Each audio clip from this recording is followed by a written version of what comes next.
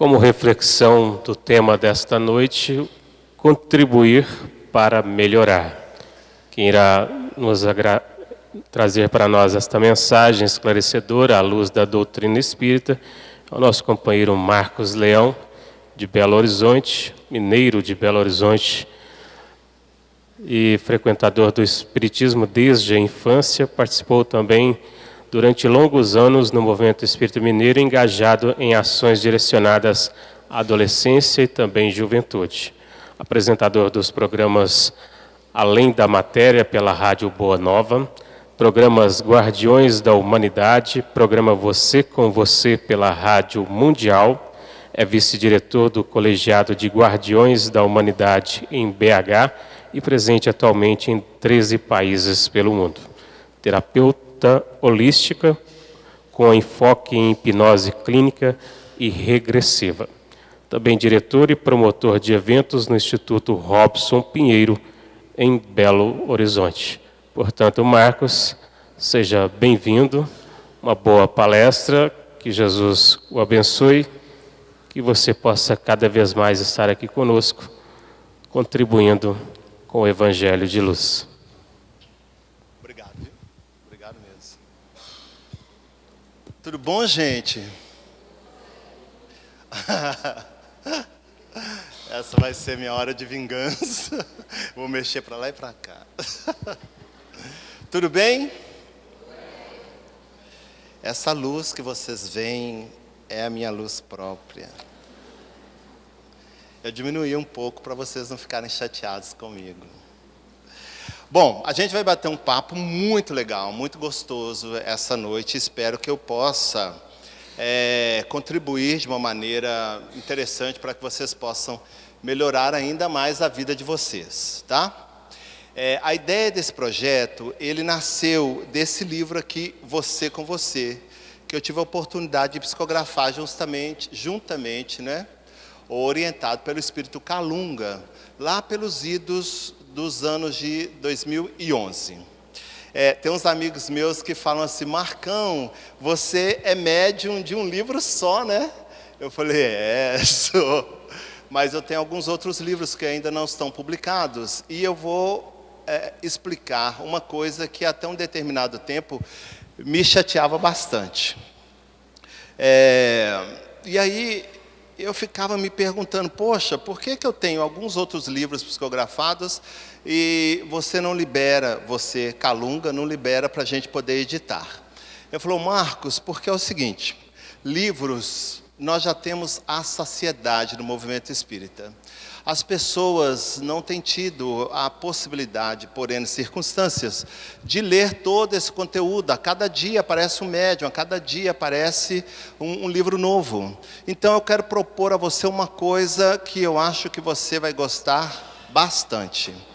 E o Calunga, ele é cheio de coisas assim inovadoras, né? Na época, eu já contei aqui, mas na época que eu fui psicografar esse livro, eu coloquei assim uma mesinha branca assim lá na minha casa, coloquei lápis, papel, coloquei uma música transcendente, tipo Enya. E aí quando ele chegou, ele virou assim e falou, para que é isso aí? Eu falei, para a gente psicografar, né? Vamos receber, vou te receber, vou pôr a mão na testa, aquela coisa toda. Ele falou, Marcos, vamos parar com isso. Tira essa papelada daí e pega o seu notebook. Essa mesma cara eu fiz.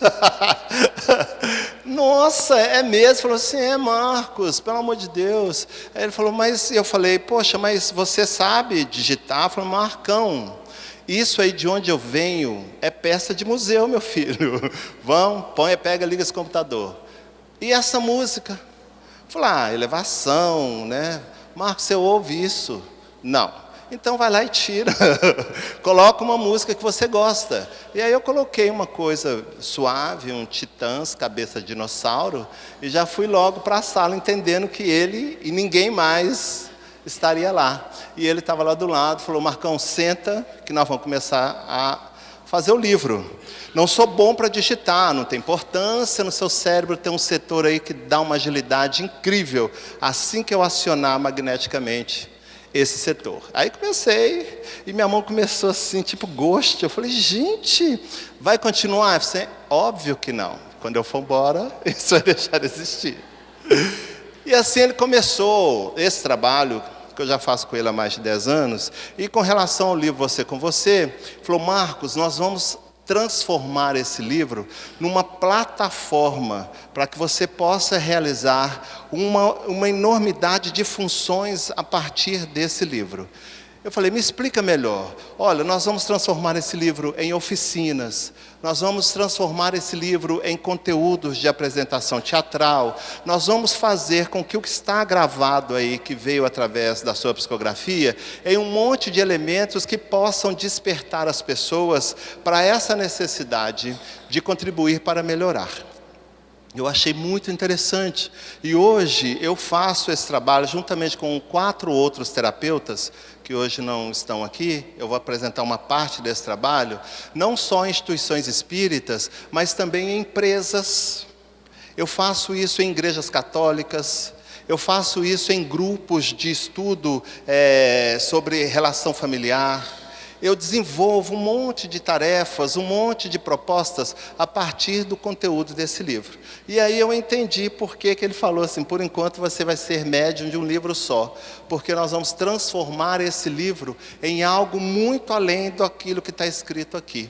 E a partir desse momento, desde 2011, a gente tem feito atividades semelhantes. E hoje eu vou mostrar para vocês um trechinho desse encontro, dessas oficinas que a gente realiza e que eu realizo junto com outros terapeutas, para que vocês tenham vontade, quando a gente for fazer de novo, vocês quererem participar. Beleza? Tá certinho? Gente, eu sou médium, mas não sou médium audiente. Tem que falar. Tá certo, gente? Eita, adoro fazer isso. Então, contribuir para melhorar. É o do meio que muda, né? É? Ou de baixo? É o do lado? Ai, mudou. Ai, que lindo. Então, nós vamos dividir esse trabalho em algumas partes. Do que nós estamos falando? Quando a gente começa a bater um papo sobre contribuir para melhorar, é legal de que a gente tenha pelo menos um entendimento sintético do que a gente vai se propor a conversar. Por quê? Porque eu não quero vocês apenas como pessoas que estejam me ouvindo, mas eu quero que vocês sejam pessoas que estejam participando desse diálogo, desse discurso. Então é interessante que a gente destrinche e dessa maneira um pouquinho mais destrinchada, a gente possa encaixar aí elementos, conteúdos do nosso cotidiano. Esse bate-papo só vai ter valor enquanto eu estiver apresentando para vocês a ideia e vocês prestando atenção, mas que vocês estejam metabolizando isso, enxergando isso no dia a dia de vocês. Aí sim, isso vai se transformar num elemento de transformação, tá? Então, contribuir é auxiliar. É fazer com que as coisas possam sofrer transformações a partir das nossas ações. Em todas as épocas do mundo, nós, os princípios inteligentes ou os espíritos, nascemos e renascemos com esse objetivo: fazer a dinâmica da vida caminhar, sendo auxiliares dessa grande luz que a gente chama de Deus, nos modificando e modificando o que porventura está ao nosso derredor. E como a gente faz parte da natureza, a gente entende que todo o restante da natureza também é assim. Os animais que nós chamamos de animais irracionais, os próprios vegetais e tudo aquilo que constitui a nossa vida sob o âmbito físico e espiritual também, se movimenta, se transforma com o objetivo de colaborar. A vida no planeta Terra, a vida no universo é pautada na colaboração. E essa colaboração, ela faz com que a gente possa ir se entendendo, e nos entendendo a gente vai fazendo as mudanças que a gente necessita. E eu voltei o negócio, né? Que coisa feia. Então vamos começar de novo. Mentira. Acho que não está indo. Aqui é a luzinha. Aqui muda. Você vai aí para mim? Então vai aí, por favor. Pode ir mais um. Mais um. Aí, pronto. Então, o primeiro passo é a gente contribuir conosco mesmo. Marcão, mas isso que você está falando é tão básico. É básico mesmo. Mas é tão básico que a maioria de nós não tem exercido essa função. A gente transfere essa possibilidade de contribuição para qualquer outra característica ou instância que esteja fora da nossa capacidade de gestar. E existe um grupinho de pessoas que descobriram isso e tem criado assim uma enormidade, como eu disse no nosso bate-papo, de distrações, maneiras para que a gente não se aperceba dessa nossa real condição, e não percebendo dessa nossa real condição, a gente vá agir e caminhar como vaquinha de presépio. Não pensamos por nós mesmos, não agimos por nós mesmos. Contribuir conosco mesmo é fazer com que a gente assuma determinadas responsabilidades com o nosso viver. Não nos perdermos nas distrações e nos conteúdos que nos afastam de nós. Hoje nós temos uma epidemia que se chama depressão. A depressão é o adoecimento da alma e tem como foco, ou como várias possibilidades da sua existência, desse afastamento de nós mesmos. E dessa nossa falta de estímulo, de vontade em contribuir com a gente. Todo momento em que a gente, seja em que âmbito for, todas as vezes que a gente é convidado a fazer algo em favor de nós mesmos, que não esteja na instância dos prazeres imediatos da vida, não que eles não sejam interessantes, mas que eles não sejam superficiais, a gente entra na realidade do enfado. Ai, que chatice. Ai, por que a gente vai falar sobre isso? Ah, não tem alguma coisa mais interessante? Vamos ver o que está acontecendo no Big Brother? E não há possibilidade da gente fazer uma contribuição positiva em relação a nós mesmos se a gente não tiver esse interesse por nós. Contribuir a favor de nós é estabelecer uma relação, por exemplo, de limites para que a pessoa possa nos respeitar. No nosso bate-papo aqui, existiram alguns assuntos sobre homoafetividade. E eu relatei que eu sou homoafetivo, e não tenho a menor dificuldade em relatar isso. E se isso incomoda quem quer que seja, o problema não é meu, o problema é seu. Se retire da sala e vai ver qualquer outra coisa. Porque se você não resolveu essa questão consigo, vá resolver, porque eu já resolvi. Então, contribuir comigo mesmo é ter essa postura, e fazer com que as pessoas entendam e me respeitam, porque é uma questão natural da vida. E isso não me faz nem melhor nem pior. Não me faz ser uma pessoa que tenha, como a sociedade obriga algumas vezes, não só com relação a isso, mas algumas outras características, a ser muito melhor do que a maioria das pessoas são capazes de ser. Mulheres, por exemplo, no mercado de trabalho, hoje fazem coisas incríveis e têm uns salários muito menores do que os dos homens. E ainda desincumbem de tarefas domésticas. E essas questões, quando elas são colocadas sob o ponto de vista do ser espiritual, elas perdem essa conotação de direitos e deveres e passam sob o patamar da responsabilidade e da aquisição do bem-estar, de melhor qualidade de vida. Eu adoro ser como eu sou. Eu me acho lindo, eu sou um exemplar afrodescendente maravilhoso. E sou. E se alguém dissesse, você é convencido, sou também. E se você é vaidoso, sou também. Agora me diga alguma coisa que eu não sei. Você é insuportável, continua sem me surpreender. Temos que reconhecer. E isso é um processo de autoafirmação. Uma das coisas que mais incomodava, eu citei aqui no nosso bate-papo, incomoda até hoje na personalidade de Jesus, é que ele é autêntico. Eu sou o caminho, a verdade e a vida, meu amigo. Se você não vier através desses princípios que eu apresento, danou-se. Eu e o Pai somos um. Autenticidade. Isso é um fator interessante para a gente contribuir para a nossa personalidade. E nos firmarmos de uma maneira satisfatória, inclusive servindo de parâmetro nessa sociedade louca que a gente vive, que é originária dessa nossa loucura, dessas coisas impensadas que a gente realiza. Então, contribua para você mesmo. Ache uma maneira, um jeito de estabelecer uma relação afetuosa, harmoniosa, respeitosa, engrandecedora com você mesmo. Você é o princípio inteligente da criação. Vocês sabiam que para a gente estar aqui, uma estrela teve ter morrido? Porque nós somos compostos de elementos estelares. O ambiente da Terra foi constituído com a explosão de várias estrelas. E a possibilidade dessa composição atômica para a nascência da vida guarda relação com a nossa composição atômica. Então nós temos pó de estrelas. Vocês já imaginaram isso? Quando Jesus fala assim, vocês são a luz do mundo, é literal, nós somos a luz do mundo. Porque o nosso organismo físico e extrafísico é composto de elementos advindos das estrelas. E aí a gente teme em apagar essa luminosidade em função de coisas mal resolvidas, que são mal resolvidas porque a gente vai em qualquer direção menos a nós mesmos. Nós somos incríveis, temos coisas insuportáveis dentro de nós. E é bom que a gente admita isso também, porque quando a gente abrir a boca para dizer alguma coisa, elas vão sair o mais próximo dos acertados possíveis, ou do mais acertado possível.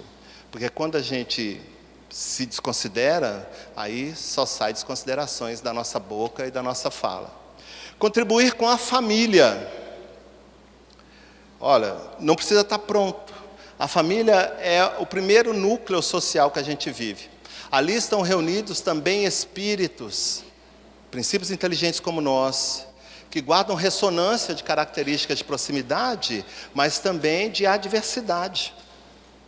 Então, os distúrbios, as confusões, as discussões, elas estão presentes em qualquer família.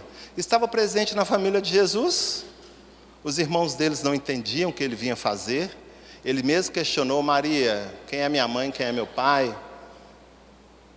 Então, contribuir para a família. Como é que a gente contribui para a família? Entendendo qual é a nossa posição ali. E não é a nossa posição de filho, pai, irmão. É a posição como um ser imortal que estagia naquele núcleo incrível. E que tem a oportunidade de experimentar os seus valores, não só com as questões da afinidade, mas principalmente com as questões da adversidade. Sabe quando eu fui entender isso? Quando meu pai morreu. Eu tive toda a minha infância e toda a minha pré-adolescência e adolescência envolvida com conflitos com meu pai. Uma, porque eu vivi em conflito comigo mesmo e não estava disposto a contribuir comigo mesmo. E outra eram as posições que ele tinha, que hoje eu acho que eram as mais acertadas para aquele bando de gente doida que ele recebeu como filho. Mas naquela época eu não entendia. E aí eu só entendi quando eu conversei com ele alguns dias antes, e ele então me remeteu a uma declaração que eu fiz a ele, quando eu me apresentei a ele como afetivo, e ele não disse que entendia, mas queria entender. E alguns meses, dias antes dele morrer, ele chamou todos nós e conversou conosco. E aí ele ressaltou essa minha característica. Ele falou assim comigo assim, eu não sei o que é homoafetividade, mas eu sei que é uma das coisas que ela te faz ser. Você é muito amoroso. Você é o meu filho mais amoroso. Você é o filho mais terno que eu tenho. Talvez esse seja um dos sinônimos para uma afetividade, porque é a maneira que eu tenho para entender. Então, contando com a sua amorosidade e afetividade, eu te digo, meu filho, eu te amo. E sei que você me ama também. E que as nossas diferenças, muitas das vezes, foram em função da maneira meio equivocada com que eu coloquei as questões para te educar, assim como educar os seus irmãos. Me perdoa. Sacaram? E aí, a partir daquele momento, eu falei... Ia falar um palavrão. Caramba, que sensacional é viver em família. Que coisa incrível é ter essas adversidades. Como é bom discutir com as ideias contrárias que vêm e advêm, por exemplo, do meu irmão mais velho. Como é bom. E eu comecei a insuflar aquilo que meu pai disse que eu tinha de melhor, que ele captou, que era a amorosidade, a afetividade. E eu comecei a ver nas adversidades, não o desejo de me ofender, de me magoar, mas é porque as pessoas me amavam tanto que era a única maneira que elas tinham de me proteger era demonstrar aquilo que para a maioria das outras pessoas era violência, e para mim começava a ser a demonstração de cuidado, de carinho. E as coisas se tornaram mais fáceis para mim. E eu comecei a ser um ponto de referência na minha família e deixei que os meus outros irmãos, a minha mãe, também se tornasse um ponto de referência para a minha família e para mim. E aí, a gente parte para contribuir com a comunidade. Eu tenho vários amigos homoafetivos, com dramas que vocês não possam imaginar, os mais estarrecedores do mundo. E todas as vezes que eu tenho a oportunidade de conversar sobre esse assunto, que não é o nosso bate-papo central, eu sempre digo para eles que eles vivam da maneira mais natural possível. E que façam as coisas acontecerem a partir do instante em que eles desejarem. Porque elas só acontecem no instante em que eu desejar. E esse desejo seja pautado do melhor senso de localização, de vontade e de disponibilidade para que aquilo vá e volte em relação a você. Contribuir para a comunidade é você viver sem falcatruas, sem hipocrisias, sem vestir máscara. Tem gente que não gosta de você, são pessoas que têm péssimo gosto. Fazer o quê? Tem gente que não gosta de jiló, né? Mas tem gente que adora quiabo. Fazer o quê? E se elas não gostam, se elas têm problemas, é o que eu disse, elas que vão resolver, porque você já resolveu essa questão. Agora, se você não gosta de ninguém, ou se você não gosta de alguém, é um grande empecilho para que você contribua para a sua comunidade. Resolva essas questões. Faça com que elas sejam movimentadas a partir desse movimento individual, que é imprescindível. E aí você vai contribuir com a humanidade. A humanidade num contexto muito mais amplo do que essa que a gente entende como a única, a palpável. Mas a humanidade também daqueles que vivem nas interseções extrafísicas, ou no mundo espiritual, ou em outra dimensão. Porque nossas vidas, nossas vibrações, elas se misturam às vibrações desses seres. E a gente incide sobre elas, e eles incidem sobre nós. E uma vez que a gente está nesse processo de contribuição para fazer as coisas se tornarem melhores, é como se fosse uma corrente, que vai se movimentando e vai se tornando, o que Kardec dizia, quintessenciada. E vai atingindo núcleos, nichos inimagináveis por nós. Às vezes, nós somos agentes de transformação em setores que a gente nunca teve a oportunidade de conhecer e vislumbrar. Mas a nossa própria atitude já acarreta, já rompe com essas argamassas materiais que a gente vive e vai em direção a locais onde há necessidade daquele tipo de contribuição. Por favor. Vai? Você quer que eu cante? Pode ir, isso aí eu não vou mexer com isso não. Parte 2. Somos luz e sombra. E qual o processo que te circunda, né? Qual a realidade que te norteia? Isso não é um problema do espiritismo não, tá, gente? Isso é uma deficiência do movimento espírita em algumas instituições.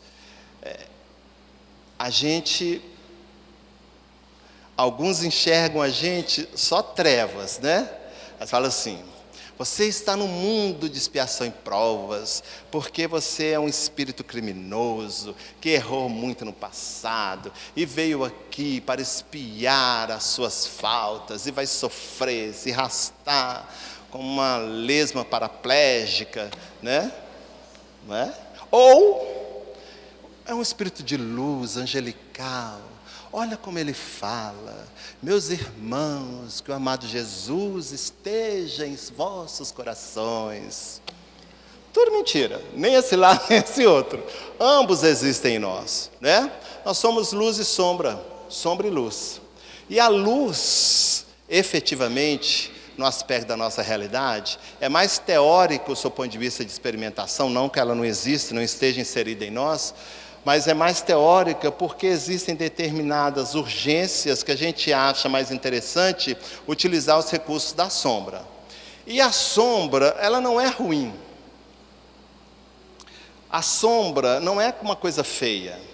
Não vem coisa feia da sombra, vem coisas legais da sombra. Só existe sombra porque a maioria de nós não vai lá ver, não vai lá pôr luz. Entenderam? É algo neutro, invisitado. E quando isso acontece, começam então a se movimentar alguns recursos inerentes à nossa inexperiência com relação a esse nosso lado. Nós temos questões incríveis nesse nosso lado obscuro. Nós temos possibilidades infinitas nesse nosso lado obscuro. O que nos falta é a força de vontade para ir lá buscar. Mas nos ensinaram que é muito bom a gente se manter longe dele, porque ali estão restritos, contidos os nossos maiores fantasmas. É melhor a gente optar nessa luz utópica, que a gente não consegue entender e que, da maioria das vezes, ela se desfaz a partir do momento em que a realidade, uma circunstância, vem em nossa direção e é divergente, é diferente daquilo que a gente acredita ser alguma coisa boa. Então, o lado sombra, ele alimenta tudo aquilo que nós deixamos de fazer por nós. Todas as com as quais a gente deveria batalhar, trabalhar, é alimentada, é fortalecida, é criada por esse nosso lado obscuro, que por nós não é visitado e que a maioria de nós nega ter, né? Nascem sentimentos antagônicos à luz, como o medo, como a insegurança, como as fobias.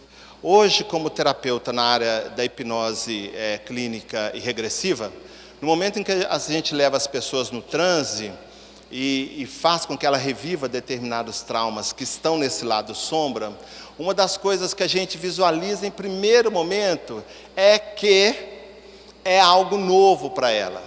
Mesmo que ela viva sobre a atmosfera do medo, no instante em que você a leva a entrar nesse lado obscuro, essa sensação parece para ela ser algo novo, é algo muito interessante da gente vislumbrar. E cria uma perspectiva de ansiedade tão grande, que se o terapeuta não tiver a destreza para poder deter essa ansiedade, essa coisa transcende e se transforma em algo quase que incontrolável no processo de transe terapêutico hipnótico.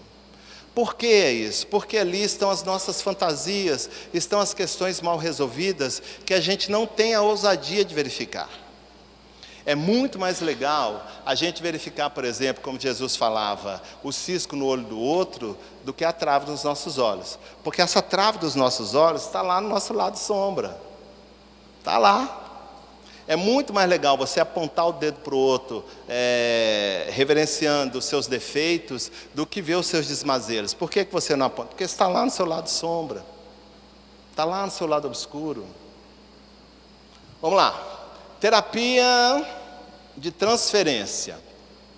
Quando a gente entra nesse processo, e o nosso inconsciente se nega a aceitar que isso é fruto da nossa irresponsabilidade, da nossa não visitação, esse lado sombra, a gente tem que achar um culpado, né?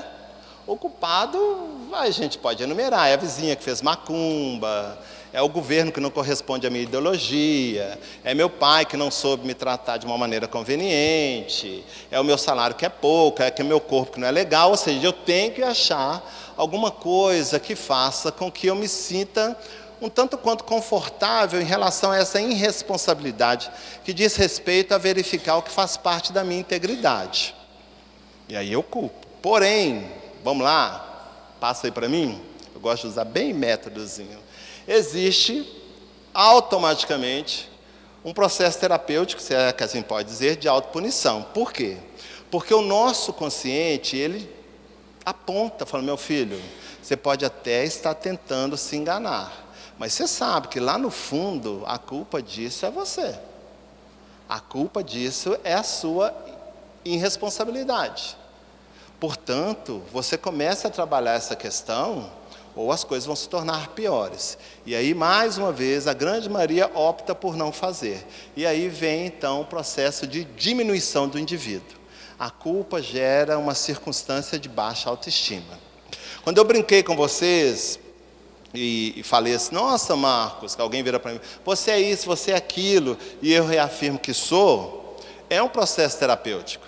Eu estou enfrentando o meu lado sombra, para que isso não se torne alguma coisa a nível de transcendência e atrapalhe o meu crescimento. Quando alguém fala assim, Marcos, você é uma pessoa muito inteligente, sou, com perspectivas de me tornar ainda mais, sabe por quê? Porque eu me esforço, eu leio, eu procuro selecionar as coisas que eu quero ouvir, eu procuro selecionar os meus filmes, eu seleciono as pessoas que andam comigo. Ser elitista? Não, mas eu tenho determinadas pessoas que não fazem parte da minha realidade, e não fazendo parte da minha realidade, não tem por que viver comigo.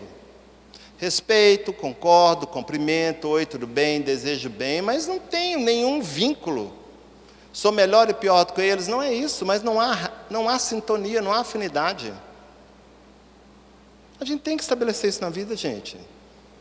Porque senão, a gente vive essa panaceia louca que a gente está vivendo, vive de redes sociais, né? Bloqueio mesmo, tiro, não, isso que você disse não é compatível com aquilo que eu acredito, o Face é meu, o WhatsApp é meu, sai daqui, vai caçar sua turma. Não sou melhor nem pior do que você, mas o que você disse, a maneira com que você pensa, a forma com que se expressa, não condiz com a minha realidade, não é isso que eu quero para mim. Não desperta em mim nenhum interesse que me faça ir em direção a mim mesmo, para me tornar uma pessoa mais inteligente, mais íntegra. Então eu sou uma pessoa inteligente, com vias de me tornar uma pessoa ainda mais inteligente. E quando eu faço isso, eu estou lá visitando o meu lado sombra, para que eu não incorra em determinadas características que estão lá, que me façam me tornar uma pessoa extremamente vaidosa. Aí me tornar uma pessoa seletista, porque eu me acho uma pessoa melhor. E esse deveria ser o caminho da maioria de nós. Ressalte as suas qualidades, porque os nossos defeitos a gente sabe a saciedade. E verifique a veracidade daquilo que você ressalta. E fortaleça aquilo dentro de ações diárias, cotidianas, porque é assim que a gente se transforma. Não há passos milagrosos, não há nada que extrapole a possibilidade da gente se fazer melhor do que o dia a dia. Aposte naquilo que você tem de melhor. Aposte naquilo que você sabe fazer. Aposte naquilo que você tem facilidade de se movimentar. Eleja prioridade e não prioridades. Prioridade, uma, e trabalhe com ela. E aí você vai fortalecendo a sua autoestima, você vai se vendo uma pessoa melhor, mais interessante, você vai buscar ser mais interessante, melhor nas outras pessoas, e vai fazer todo aquele passo que eu dei no início do nosso bate-papo. Vamos lá, por favor. Parte 3, ferramentas para contribuir e melhorar. Quais são? E aí, ajudado pelo Kalunga, eu enumerei uma quantidade X de processos, que eu não vou falar de todos eles não, mas eu tenho certeza que um ou dois deles, se vocês forem espertos o bastante, vão pegar, fotografar, escrever, fazer qualquer coisa, e vão experimentar. Eu tenho certeza absoluta. E depois nós vamos partir para a parte 4 e 5, que é algo que eu vou provar para vocês, o quanto que vocês são capazes de transformar a vida de vocês, mas não é com uma mensagem assim de autoestima e motivacional, não. É com um exercício, para que vocês possam entender a capacidade mental que vocês têm. E o quanto vocês estão perdendo tempo, acreditando e dando apoio a uma coletividade de seres, aliás, um grupinho desse tamanhozinho, que salienta o tanto que nós somos incapacitados para lidar com a nossa vida. Aguardem. Então, o mundo interno é reflexo do nosso mundo externo, tá? Toda essa loucura, toda essa lama, para usar esse momento doloroso que a gente está vivendo externamente, está dentro de nós. Por que isso é uma verdade? Porque, gente, nós somos os espíritos imortais, criados para uma finalidade, estagiando no planeta Terra. Nós somos co-criadores. Tudo que está aqui, é intervenção da nossa inteligência, da nossa flexibilidade, da nossa criatividade. Então, se por uma realidade comprovada, que tudo isso aqui é fruto da nossa capacidade de realização, tudo o que está ao derredor e a maneira com que essas questões são utilizadas também é fruto da nossa influenciação e está presente na nossa intimidade. Se a gente quer uma transformação real, e eu vou dizer uma coisa para vocês que não é nova, nos modifiquemos como pessoa. Mas por quê? Porque uma vez que você está no intuito de se modificar, você automaticamente modifica a sua forma de pensar, o seu jeito de agir e o seu tônus vibracional. E modificando o seu tônus vibracional para uma coisa melhor, ela se torna incompatível com as energias discordantes que imperam na totalidade do nosso planeta. Muda-se o indivíduo, muda-se uma realidade. Muda-se uma coletividade, muda-se uma realidade. Continua nessa proposta de mudança, continua essa proposta de resolução e transformação do externo. Tudo que está hoje aqui fora é fruto das nossas incompreensões, da nossa falta de respeito, da nossa irresponsabilidade para conosco mesmo. Vou dar um exemplo. Eu adoro esporte e sempre gostei, sempre pratiquei. E agora, por necessidade, eu também pratico a musculação e atividade, aquela coisa toda. Ai, Deus, até suar agora. E uma dessas... Meninas, só fazer um adendo. Vocês acham que o banheiro de vocês é incrível? Acham? Quem acha? Tem meninas que acham? Levanta a mão para levantar. Acham que o banheiro de vocês é incrível? Vocês não sabem o que acontece no banheiro masculino. É de endoidar. É uma enxurrada de mentira. Vocês não têm ideia. Aí estou lá no vestiário da academia, estou lá tomando banho. E tem 2 amigos meus conversando lá fora, já tinham tomado banho.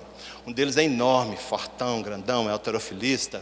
E aí ele estava conversando. E aí esse outro virou para ele e falou assim: aí a sua namorada, aquela que eu vi, que não sei o que, aquilo acolá. Aí ele falou: já terminei com ela, já não quero saber dela, e pé. Mas já, você está com outra? Eu falei: a fila anda. Eu não, ele, né? A fila anda porque eu sou um touro reprodutor. E nessa hora eu estava saindo do banheiro. Eu sou um touro macho igual o Marcão. Aí, sabe quando você tem vontade de voltar assim? Falei: ô Senhor Jesus, me livrai, afasta de mim esse cálice. Aí eu olhei bem para ele assim: sou macho não. Sou macho não. Aí eles já começaram a olhar meio para mim, meio esquisito assim. Não, sou macho não.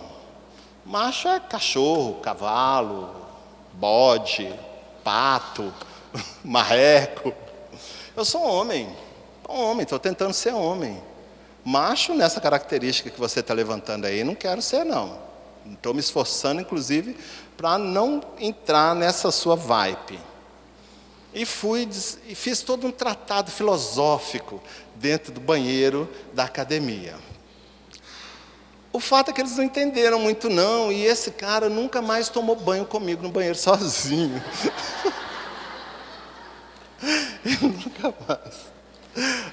Ele nunca mais ficou comigo no banheiro sozinho. Não sei porquê. Mas, coitado. Então, o que eu quero dizer para vocês é o seguinte, para nós. Esse aspecto, por exemplo, de conotação de masculinidade que a gente vê hoje, permeando a nossa sociedade, que agride e mata uma mulher, por exemplo, porque ele entende que o rompimento de um relacionamento ela dizendo para ele que não mais lhe pertence, e por não lhe pertencer não tem direito à vida.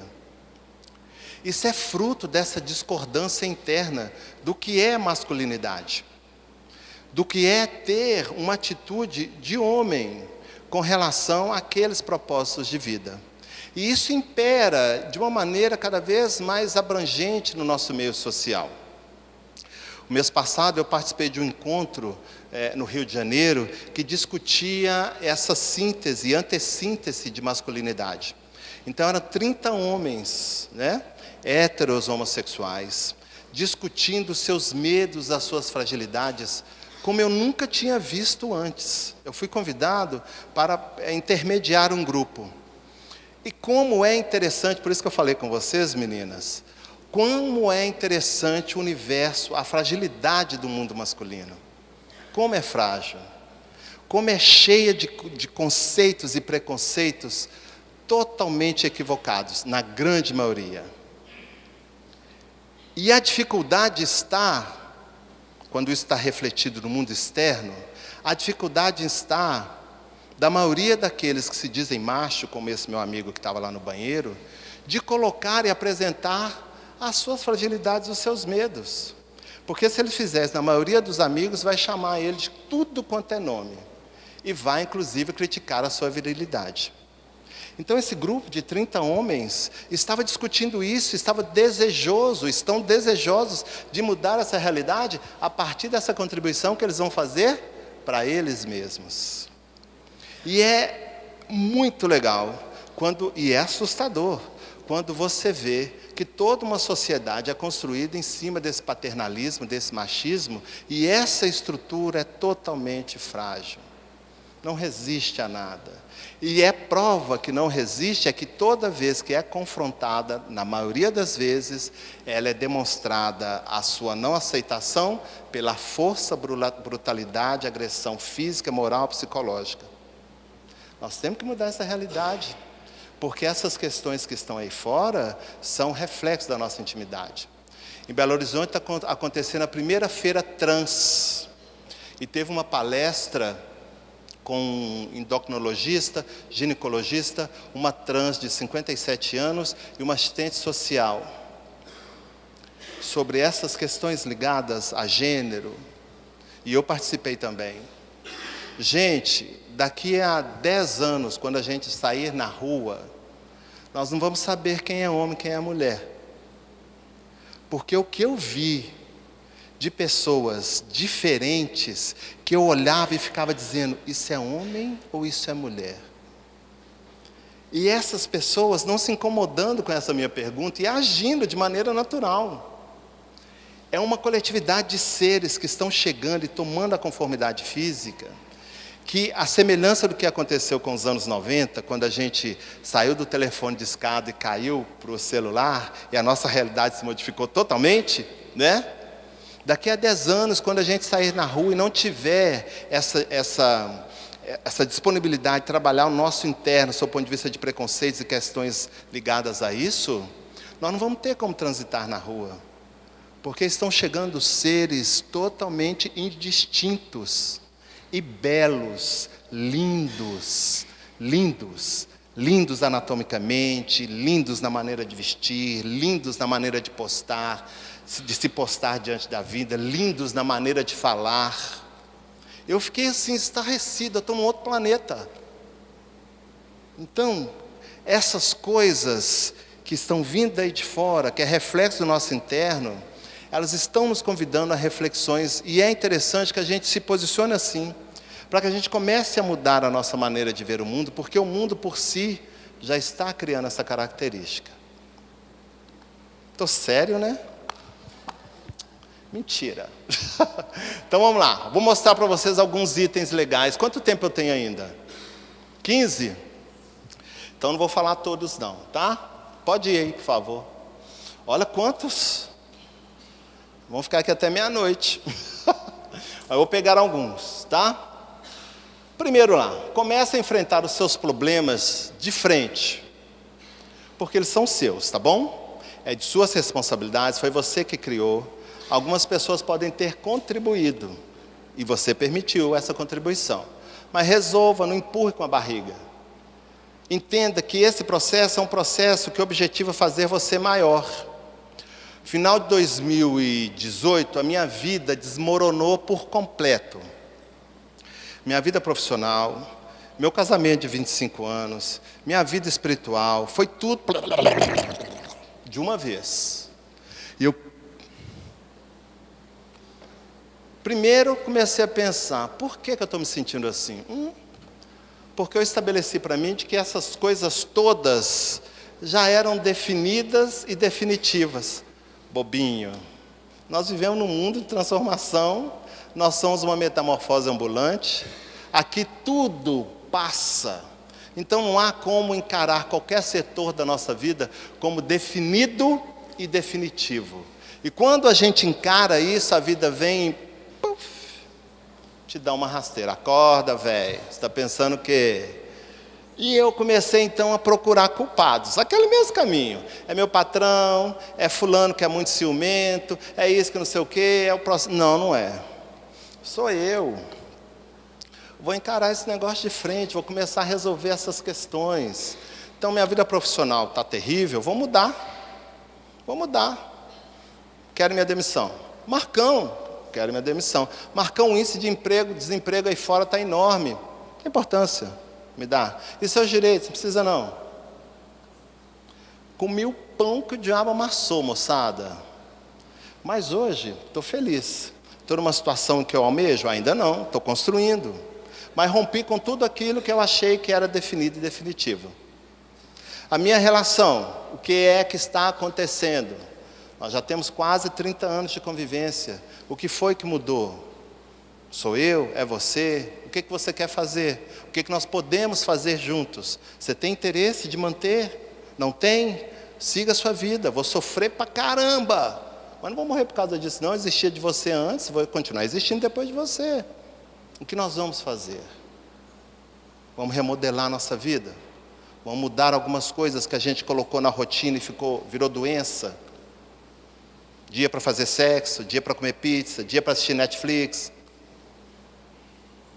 Vamos começar a brincar mais.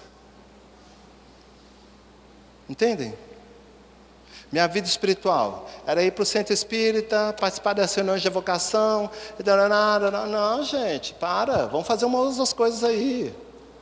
Vou sair dessa reunião. Vou, Marcão, mas tem tantos anos. Vou fazer uma outra coisa. O que você vai fazer? Vou coordenar a reunião pública. Mas lá não tem recurso mediúnico? Tem, que é mediunidade maior do que essa, de lidar com esse monte de espírito encarnado. Sacaram? Enfrente os seus problemas. Enfrente. Eles são passíveis de serem resolvidos. Leva um tempinho, mas você resolve. Comece a ser você mesmo genuinamente, moçada. Seja autêntico, não fica vestindo máscara, não. Você não vai agradar todo mundo. Não vai dar conta. Vai chegar uma hora que você vai se perder nos seus personagens.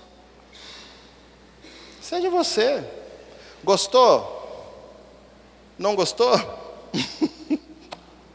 Mas não force a barra para agradar quem quer que seja. Não force a barra nem para agradar você mesmo. Faça naturalmente. Diga para as pessoas com educação, com sinceridade, com conveniência, o que você pensa, com respeito. Não se cubra com fantasias e ilusões, porque a gente já vive disso o tempo inteiro. Seja você genuinamente. Fale dos seus gostos, daquilo que você gosta, daquilo que você não gosta. Compartilhe as questões que fazem parte da sua intimidade dentro de determinados limites. Possibilite que o outro também faça isso. Seja você. Não seja espírita, aqui dentro, fulano lá fora. Se vocês me encontrarem lá fora, é esse mesmo Marcão aqui largado, desleixado. Desleixado não, que eu sou muito lindo. Mas esse mesmo cara aqui, que vai conversar, que vai falar, que vai rir. E o dia que eu não tiver a fim de rir, igual eu falo com os meninos, gente, estou com a avó atrás do toco. É meu direito, né? Sou ser humano. Começa a criar sua própria felicidade. Tá? Crie. Nós somos seres inventivos, co-participantes, criadores. Crie. Eu saí de férias agora, né? Eu fui para a praia, aquela coisa toda. E aí, os meus amigos, você foi sozinho? Disse, não. Com quem que você foi?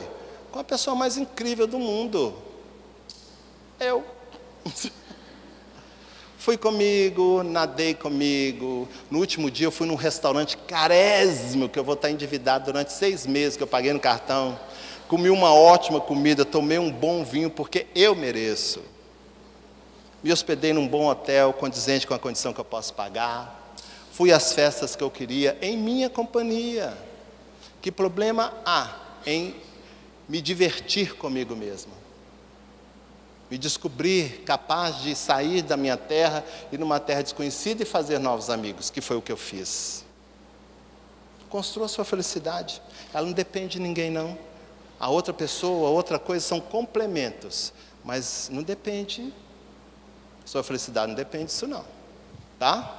E aí, tá um monte de coisa, mas agora eu vou ensinar vocês uma coisa bem legal. Estão prontos? Então espera aí, não passa não. Eu vou ter que deixar o microfone aqui um minutinho, tá bom? Mas eu vou falar num tom que dá para ouvir. Pode ser? Pode? Então tá.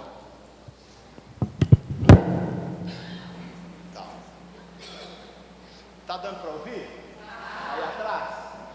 Beleza. Então nós vamos fazer uma brincadeira muito legal, tá? Que eu vou mostrar para vocês uma verdade que vocês desconhecem. Primeira coisa que eu quero que vocês façam é sentar assim mais tranquilo na cadeira, tira tudo que está no colo de vocês. Isso. Oi?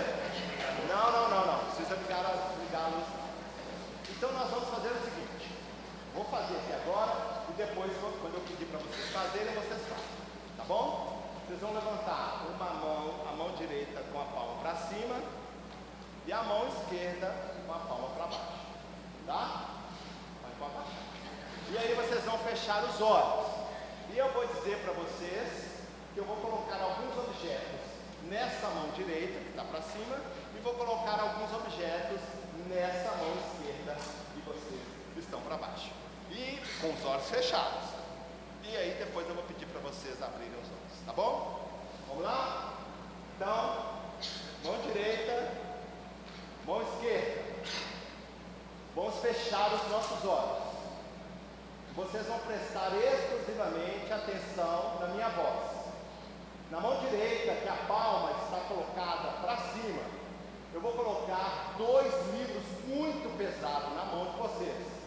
E vocês vão sentir o peso desses livros. E vocês vão sentir que a sua mão fique cada vez mais pesada. E permita que ela fique cada vez mais pesada. E esse peso vocês não têm condições de segurar. Na mão esquerda eu vou amarrar balões. E a sua mão esquerda, seu braço esquerdo, vai se tornar cada vez mais leve. E mais leve, a ponto de subir cada vez mais alto. Na mão direita eu coloco mais livro, um livro ainda mais pesado. E sua mão desce, sua mão fica pesada, sua mão fica incrivelmente pesada. E no braço esquerdo eu coloco balões. E seu braço fica leve, e sobe de uma maneira incrível. A mão direita pesada, mais um livro pesado, muito pesado, capa dura. E no braço esquerdo, balões que levam os seus braços cada vez mais para o alto. Abra os olhos.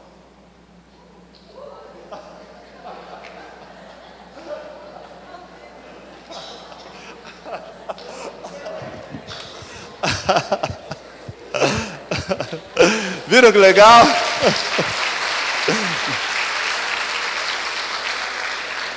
Tinha livro, tinha balão? Não. Então eu pergunto a vocês, se uma pessoa, que a grande maioria de vocês nunca viu, foi capaz de influenciar a mente de vocês e fazer com que vocês acreditassem que uma mão estava carregada de livro pesado e a outra mão estava leve a ponto de subir, vocês já imaginaram o que vocês são capazes de fazer por vocês mesmos? Se uma mente, se uma outra inteligência foi capaz de influenciá-los a ponto de criar uma ilusão para a grande maioria de vocês, de que a sua mão, o seu braço estava carregando livros e abaixou, e uma outra estava sendo inflada por balões leves. Já perceberam o que vocês são capazes de fazer por vocês mesmos? Nessas propostas de indução e de mudança? E já entenderam por que umas pessoas descobriram essa força e estão usando isso em favor próprio? E aí, para a gente terminar, eu vou ensinar para vocês um exercício, que é uma ferramenta que vocês vão poder usar o tempo inteiro e que vai ser capaz de fazer com que vocês contribuam para você mesmo, contribuam para as pessoas que estão à sua volta e modifiquem a realidade que está ao seu derredor. É muito simples, que é um processo de auto-influenciação, que é uma técnica, inclusive. Jesus não disse que onde estiver um ou outro reunido em nome dele, a gente ia fazer coisas incríveis e lá estaria presente? Jesus, do ponto de vista de conotação energética, tem essa característica. E é isso que nós vamos fazer. Eu vou ensinar para vocês uma frase, mas vocês podem usar o que vocês quiserem. Por exemplo, nós vamos fazer assim, no mesmo nível e no mesmo tom, tá? Eu me sinto bem. Então nós vamos fazer assim, ó.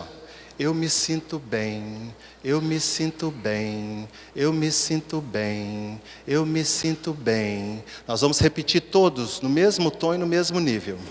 Quando a gente começar a perceber que essa frase tomou uma atitude autônoma, nós vamos fechar os nossos olhos e vamos repetir, eu me sinto bem, mentalmente, tá? Nós vamos parar de falar e vamos repetir isso mentalmente. À medida em que eu começar a repetir isso mentalmente, porque minha mente é uma usina geradora de recurso, eu vou começar a influenciar a minha textura perispiritual, os meus órgãos, os meus tecidos, os meus centros de força. E quando eles estiverem satisfeitos, eles vão repercutir para a pessoa que está ao lado. E essa pessoa que está ao lado, no efeito dominó.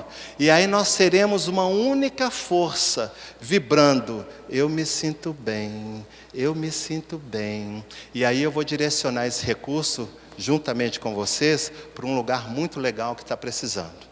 Tá bom? Vamos fazer, que eu tenho só 5 minutos. Então vamos repetir todos nós juntos no mesmo ritmo. Quando a gente perceber que isso automatizou, a gente fecha os olhos e à medida em que a gente for repercutindo isso na nossa mente, a gente para de verbalizar, mas continua emitindo, tá bom? Eu me sinto bem, eu me sinto bem, eu me sinto bem, eu me sinto bem, eu me sinto bem, eu me sinto bem, eu me sinto bem, eu me sinto bem. À medida que à medida que eu sentir que isso está sendo introjetado, eu fecho o olho e começo a repetir isso mentalmente, tá? Bom?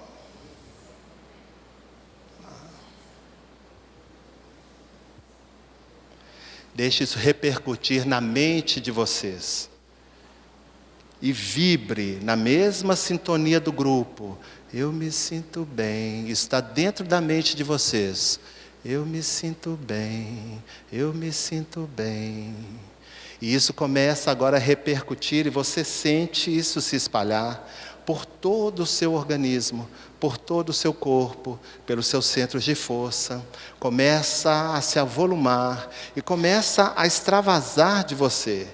Começa a juntar com a energia do amigo, da amiga que está do lado. Eu me sinto bem, eu me sinto bem, eu me sinto bem, eu me sinto bem, eu me sinto bem. Repercute e se torna agora uma grande massa de energia sintonizada com aquilo que é bom, que é belo, que constitui a possibilidade de contribuir para melhorar, para somar, para acrescentar valores nobres à coletividade de seres encarnados e desencarnados. E essa massa oriunda do eu me sinto bem, que é a junção dos nossos melhores sentimentos, emoções, o nosso desejo de nos tornarmos melhores, nós vamos direcionar as equipes de socorro espiritual, inúmeras, que estão atuando naquele trágico incidente lá em Brumadinho. Que as equipes espirituais necessitadas do ectoplasma humano, físico, para manipular máquinas, criar substâncias medicamentosas para socorrer aquela enorme de desencarnados, possa contar com essa massa transformadora que nós construímos a partir do nosso desejo de nos sentirmos melhor. Contribuir para melhorar é uma possibilidade real é uma ferramenta que está à nossa disposição, desde o momento, a partir do instante que eu esteja disponível para essa ação. Façamos o nosso melhor para nós mesmos, façamos o nosso melhor para a nossa família, façamos o nosso melhor para a comunidade, façamos o nosso melhor para a humanidade. E esse planeta Terra irá se tornar aquilo que realmente a gente deseja. Algo onde impere a felicidade, a perfeição e a alegria. Mas a partir da nossa contribuição.